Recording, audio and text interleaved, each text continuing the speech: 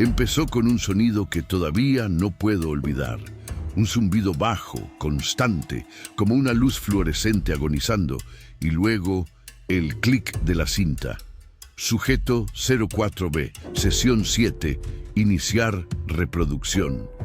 Recuerdo que pulsé play con los dedos temblorosos, aunque no sabía por qué. El aire en la sala de archivos pesaba más de lo normal, como si las paredes mismas quisieran mantener aquella grabación enterrada. El carrete empezó a girar, estática, y después una voz de mujer, suave, controlada, demasiado tranquila para lo que estaba describiendo. Cuando desperté no reconocí la habitación ni mi propio nombre. Su tono se quebró al final, casi imperceptiblemente antes de disolverse en silencio. Luego llegó el susurro, apenas audible, casi humano. Me dijeron que mis recuerdos nunca fueron míos. Pausé la cinta. Mi reflejo en el monitor parecía ajeno, como si otra persona me observara desde dentro del cristal. La marca temporal del archivo era 4 de marzo de 1973, pero la etiqueta había sido raspada con ácido, dejando solo fragmentos quemados en el plástico, EXP4MND. Entonces comprendí que no era un registro científico normal, era una confesión, una advertencia. Aquel archivo no debería haber sobrevivido. El experimento al que hacía referencia, las pruebas de reconstrucción de memoria, había sido oficialmente desmantelado tras un solo mes. Pero esta cinta demostraba que al menos un sujeto seguía consciente. Casi puedes oír su respiración entre la estática. Casi puedes sentirla recordando. Dime, ¿qué crees que intentaban ocultar? En 1973, bajo las colinas de Bethesda, Maryland, operaba una rama oculta de la División de Investigación Cognitiva, conocida solo por un nombre que jamás aparecería en los registros públicos, Unidad 9, Proyecto de Restauración Neural. Oficialmente, se presentaba como un estudio sobre amnesia postraumática financiado por el Departamento de Defensa de los Estados Unidos. Oficiosamente, era algo mucho más oscuro, un intento controlado de reprogramar la memoria humana, de borrar el trauma, reescribir la identidad y reconstruir la conciencia desde cero. El director del proyecto era el Dr. Harold Wexler, neuropsicólogo de voz calmada y mirada vacía. Su equipo lo llamaba el arquitecto. Bajo su mando, seleccionaron a 12 sujetos de instituciones psiquiátricas del este del país, todos clasificados como voluntariamente inestables. En sus expedientes aparecía el mismo código, EX4MND, abreviatura de Restauración Mental Experimental, Fase 4. Cada sujeto fue sometido a una serie de sesiones eléctricas y auditivas diseñadas para desestabilizar los patrones neuronales vinculados a la memoria personal.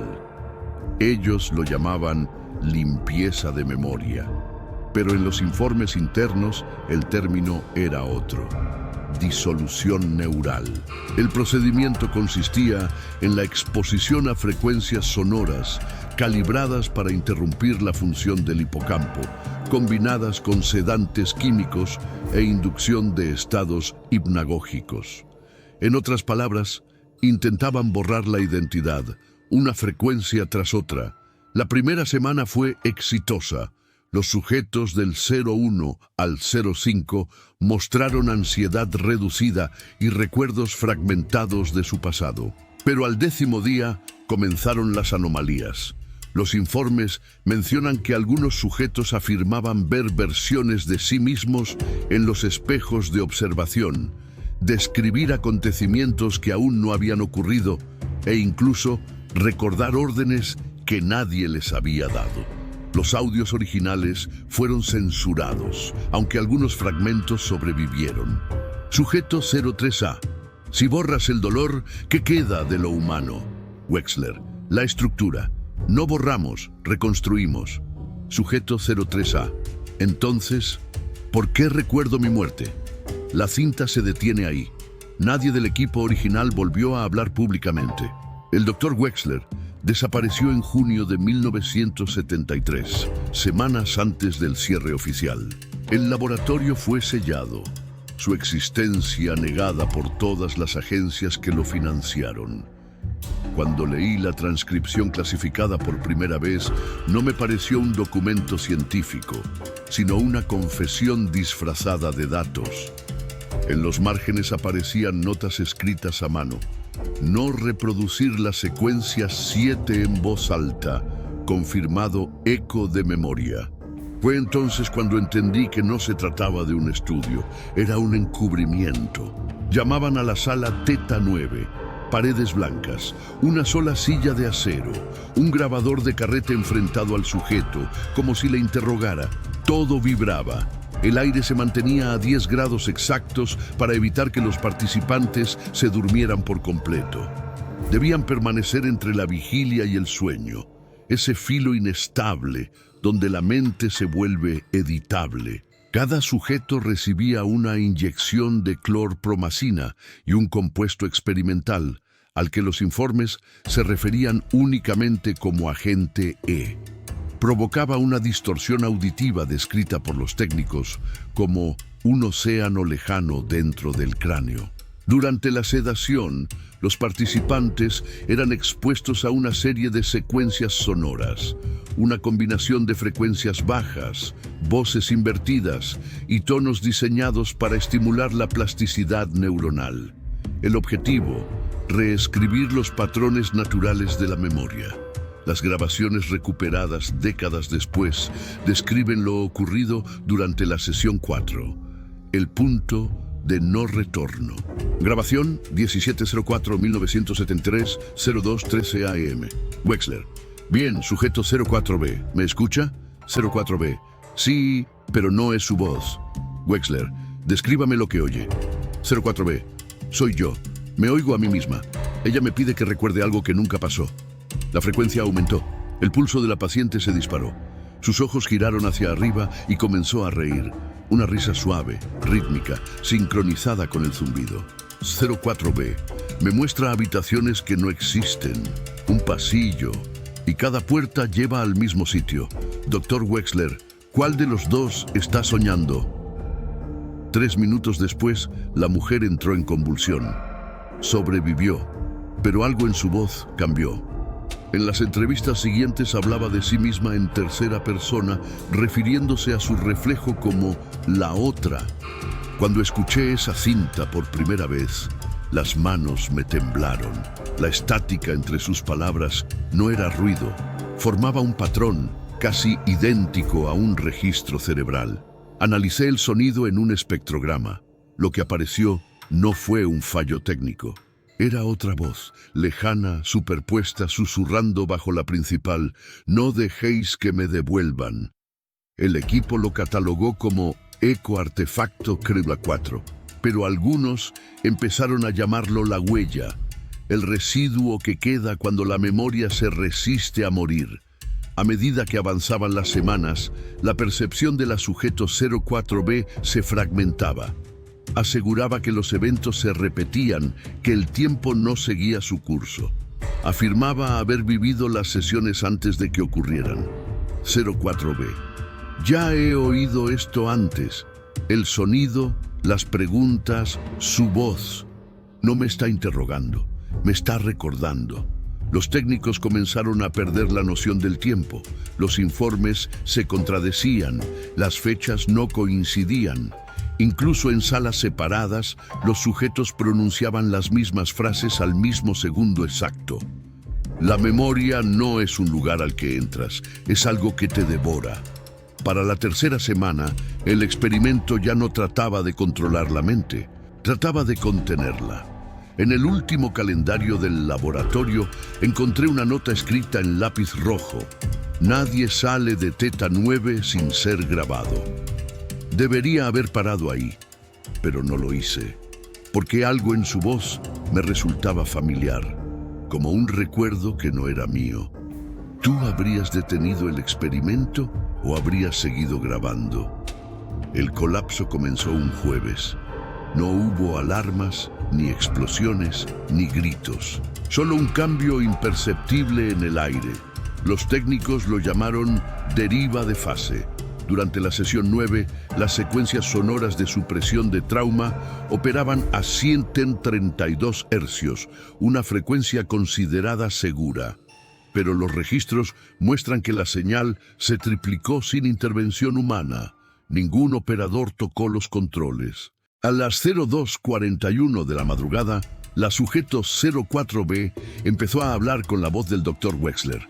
No una imitación, una reproducción perfecta, con su ritmo, su tono, incluso su respiración. 04B, con la voz de Wexler. No deberías haber abierto la puerta. Técnico. ¿Qué puerta? Sujeto 04B, responda con su propia voz. 04B. Yo no soy la sujeto, tú lo eres. Las luces titilaron. Las grabadoras comenzaron a rebobinar solas.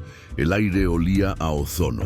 Algunos testigos aseguraron haber visto dos siluetas en la silla, la verdadera 04B y una segunda figura translúcida, moviéndose con el mismo pulso que la frecuencia.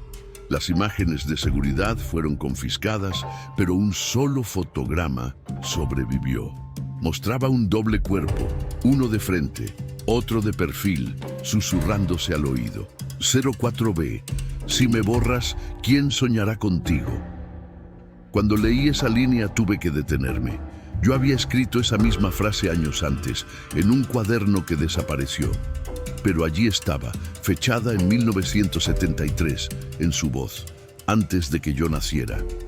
El experimento hacía tiempo que había dejado de tratarse de restaurar la memoria.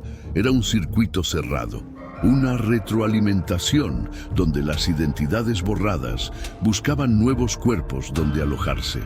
A las 03:12, el sujeto 03A intentó escapar. Golpeó su cabeza contra el cristal de observación hasta que se agrietó. Dos guardias entraron corriendo. Ninguno recuerda lo que ocurrió después. El informe de uno de ellos termina con una única línea escrita a mano. El pasillo no terminaba donde debía. El personal del laboratorio empezó a quemar las cintas en la misma sala de control. No temían contaminación biológica, sino cognitiva. Último registro de Wexler. Construimos un pasillo dentro de la mente. No calculamos lo que vive allí. Mientras unía los fragmentos, empecé a sentir lo mismo que ellos, una atracción, una corriente, como si mis pensamientos se sincronizaran con los suyos.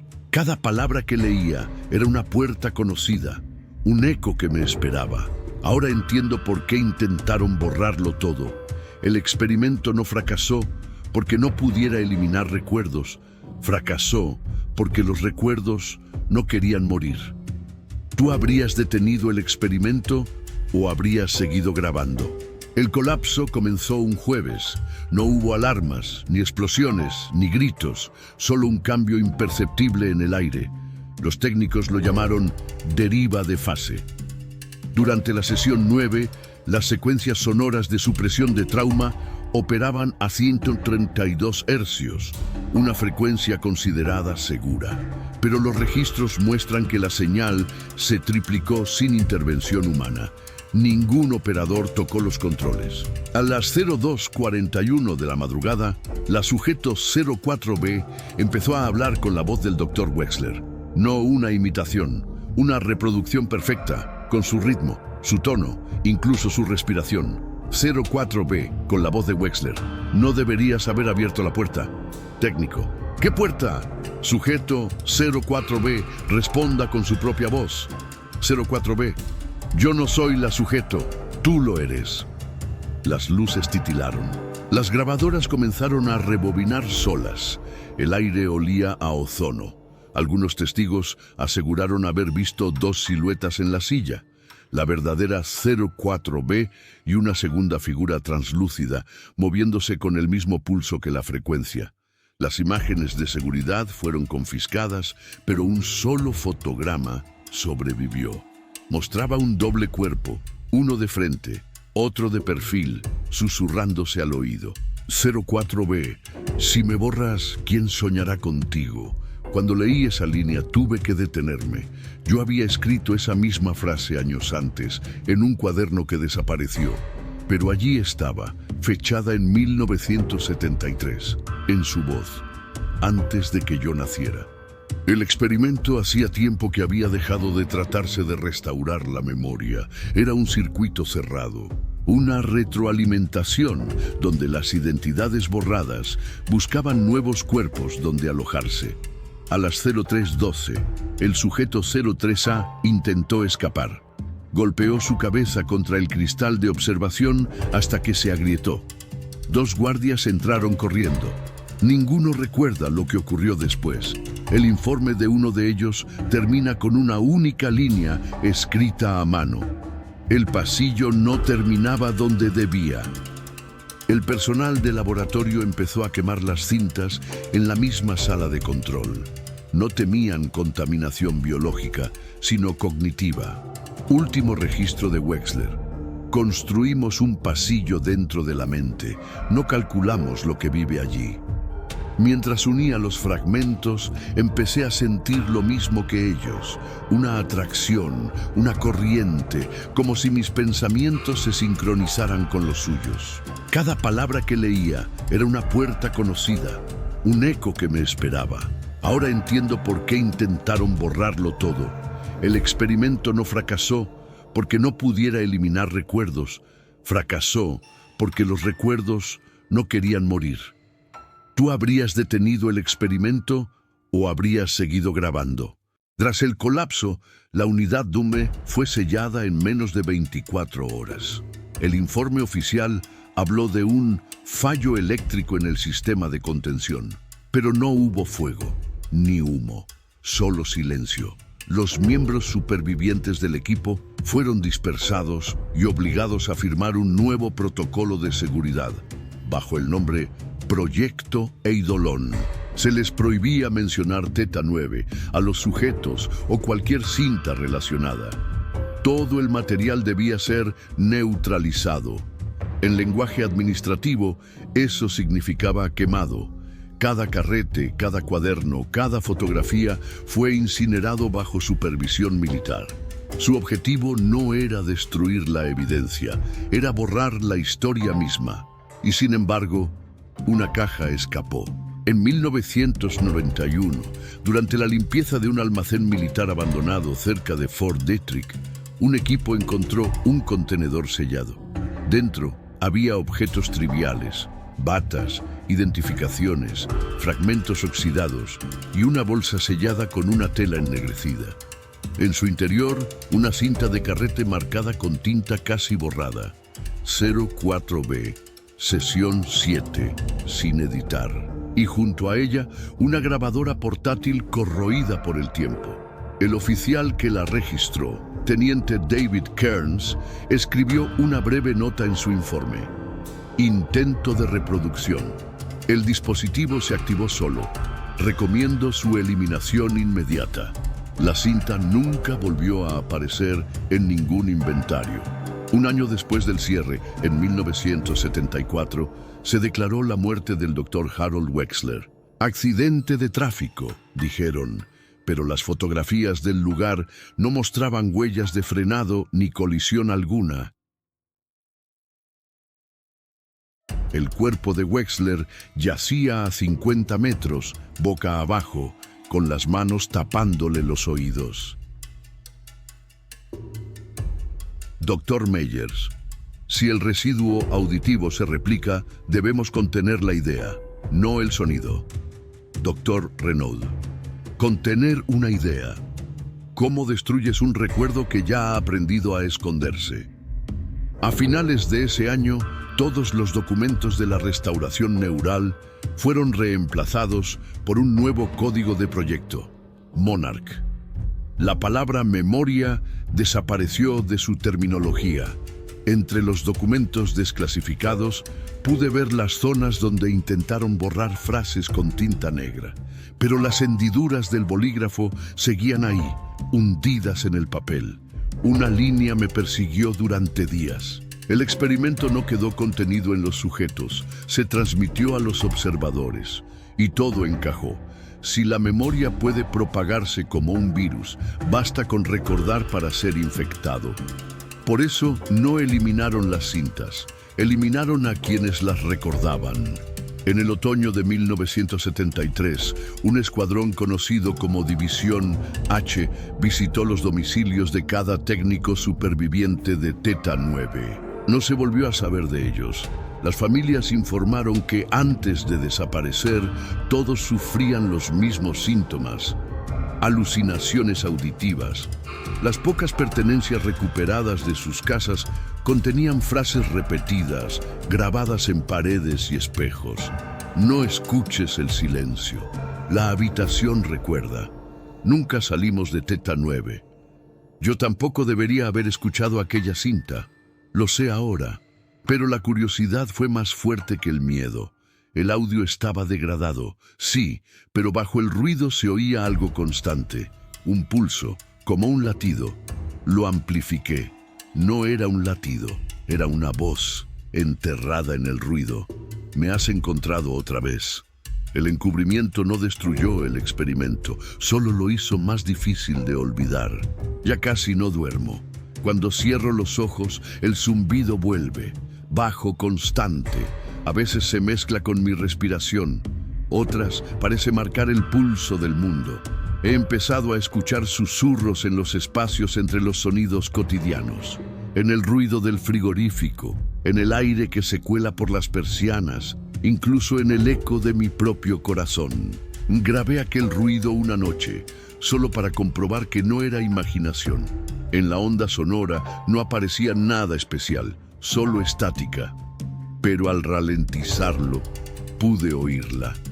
Guardaste la memoria, por eso sigues aquí. Cada vez que reproduzco la cinta, noto un leve desfase. Mi voz y la suya se superponen. Ella repite mis palabras apenas un segundo después, como si la grabación supiera lo que voy a decir antes de que lo diga. No sé si eso significa que yo la estoy recordando o que ella está recordándome a mí. He leído todos los informes que quedaron del proyecto Eidolon. Todos terminan igual, sin conclusión, sin firma, con huecos en la narración. Solo notas al margen, frases garabateadas con urgencia. Una de ellas me obsesiona. No borramos los datos, les enseñamos a soñar. Y creo que eso es lo que está ocurriendo ahora. El experimento está soñando, y lo hace a través de mí. Porque si la memoria es un organismo vivo, si se alimenta del recuerdo de quienes la contemplan, entonces cada vez que pensamos en 1973, cada vez que pronunciamos sus nombres, le estamos dando forma de nuevo, le damos voz. Durante años creí que la cinta era un objeto, un simple documento histórico. Ahora sospecho que yo soy la cinta, que las sesiones, los fallos, las voces no desaparecieron. Solo estaban esperando un cuerpo para reproducirse otra vez. Eso explicaría los sueños, los pasillos que se repiten, las puertas que se cierran a mis espaldas cuando no hay nadie más. La memoria no es lo que recuerdas, me dijo su voz, es lo que te recuerda a ti. A veces me pregunto si el experimento realmente fracasó, o si simplemente estoy grabando su última sesión. ¿Tú qué harías? ¿Seguirías grabando o destruirías la cinta? Afuera, la ciudad parece dormida. Los coches se deslizan por el asfalto húmedo. Las luces de neón parpadean sobre los charcos. Y el ruido distante del tráfico se mezcla con algo más. Una vibración apenas perceptible bajo todo lo demás. Si escuchas con atención, puedes sentirlo. Un leve temblor. Una frecuencia escondida en los sonidos del mundo, como si el eco de 1973 aún siguiera viajando por las líneas telefónicas, por las grabadoras viejas, por cada rincón donde alguien alguna vez pulsó play. En algún punto de la ciudad, un mensajero deja un sobre sin remitente en un buzón. Dentro, una cinta de carrete, etiquetada con tinta casi borrada. Theta 9. El destinatario soy yo. Sostengo la cinta entre las manos. Está tibia, como si hubiese estado funcionando todo este tiempo. Huele a metal y a ozono, y al tocarla siento un pulso, un ritmo débil, como un corazón atrapado dentro del plástico. La coloco en la grabadora. Los carretes comienzan a girar antes de que toque el botón. El sonido emerge, limpio, sin estática. Una voz femenina, clara, demasiado cercana. Seguimos aquí, nunca nos fuimos. Entonces comprendo que el susurro no sale de los altavoces, sale de mi propia garganta. Miro el reflejo en el cristal oscuro del grabador. Durante un segundo, no soy yo quien me devuelve la mirada. Son sus ojos, los de ella. La memoria no es un pasado que conservas, dice. Es un lugar al que siempre regresas. El zumbido crece, el aire vibra. No sé si estoy escuchando el experimento o si el experimento me está escuchando a mí. En un sótano olvidado, cubierto de polvo, otra cinta empieza a reproducirse sola. La voz continúa justo donde ésta termina. Y yo sigo aquí, grabando.